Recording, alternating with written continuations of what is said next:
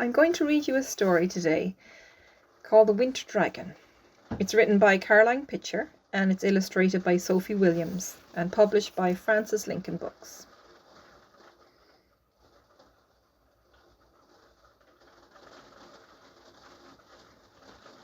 When winter came, Rory liked to stay inside and play in his warm, bright house. One day, Rory made a dragon. He painted him emerald green. He gave him glitter eyes, an arrow tail and a crest of brilliant red. When the dragon was dry, Rory carried him upstairs and put him on his bed. "Rory, time for sleep now," called his mum. Down came the big blanket of night over all the things that Rory knew. He hid down in his bed. He hated the end of the day. He always thought monsters and demons of the dark might creep out from the shadows. Then Rory heard a gentle growl and felt warm breath upon his face. His room was lit by a glow, green as an apple and deep magic. It was the dragon. "You're like a nightlight," said Rory, "but you haven't got a switch or a bulb." The dragon chuckled. "I shine to light the dark, that's all. Don't fear the night while I am here," and he shone to keep the dark at bay. The dragon's eyes gleamed red as he stood, arms folded, upon Rory's bed. His scales flashed like a knight's chainmail, and he lashed his tail. He said, "I warmed your slippers and your bed."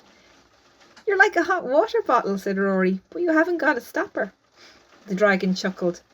"I blow hot breath to warm things up, that's all. I am the winter dragon. Don't fear the cold while I am here." And he stood guard over Rory as he drifted to sleep. Each evening before bedtime, the dragon came again. "Please try a toasted tea cake, Rory," he said, crisping each half with his hot breath. "I toast marshmallows and muffins, too."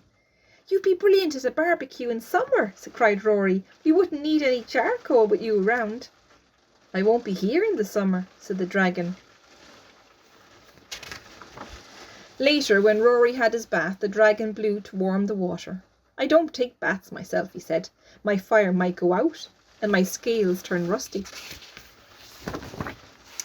"Listen, Rory," the dragon said. "I'll tell you stories of when the world was young. I'll tell you about meteorites, volcanoes and brilliant burning things, of fireworks and furnaces and the great sizzling sun, of rubies deep inside the earth, of garnet and of gold.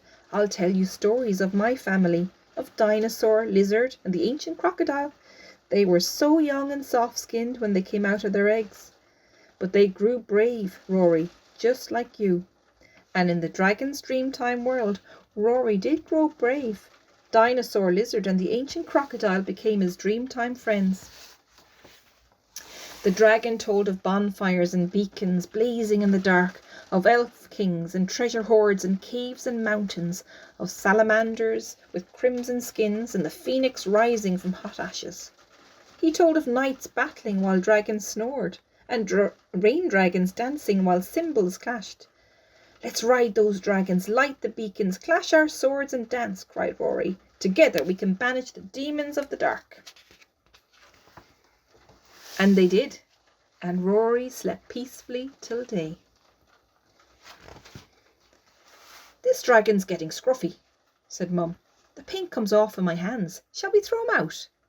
"No," cried Rory. "That's my winter dragon." "We can't keep everything you make," she said. "Just look at all these robots and old cars made of boxes." "Take them then, but leave my dragon," said Rory. The days grew longer and the sunlight stronger. At night, Rory was asleep before night's black blanket fell. He had the dragon stories in his heart and knew they would protect him from the demons of the dark.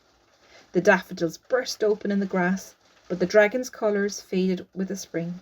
His glitter eyes were dull, his crest had fallen, and Rory knew his dragon was longing to go home.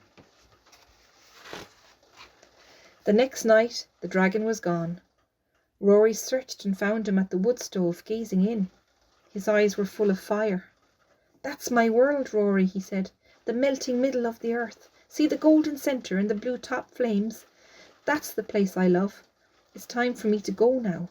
I'll come back if you need me. Spring and summer came and went, and when the winter darkness fell again, Rory had warm memories to wear like bright armour in the dark. He dreamed happily of his dragon, at home in his own world of warmth and light. The end.